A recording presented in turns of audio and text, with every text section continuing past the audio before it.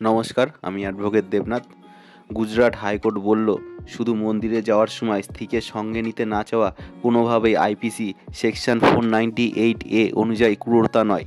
এ মামলায় স্ত্রী শ্বশুরবাড়ির লোকজনকে মন্দিরে যেতে দেখে নিজেও যেতে চেয়েছিলেন, তাকে যেতে দেওয়া হয়নি। অভিমান থেকে তিনি বিষ খেয়ে আত্মহত্যা করেন।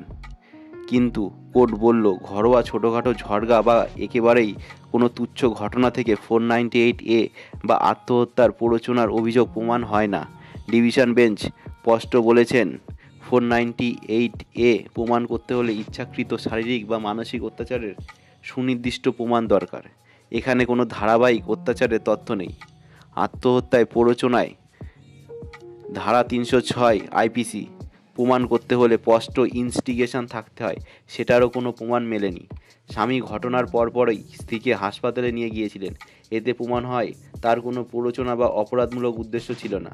ফলে কোর্ট ট্রায়াল কোর্টের খালাস বরাবর রাখলো এবং বলল, সাধারণ গার্হস্থ্য মনোমালিন্যকে অপরাধ হিসাবে দেখা যাবে না। এই জাজমেন্টটি গুজরাট হাইকোর্ট দিয়েছেন। State of Gujarat versus Rajesh ভাই, পিতাম্বে ভাই, পারমার অ্যান্ড আদার্স।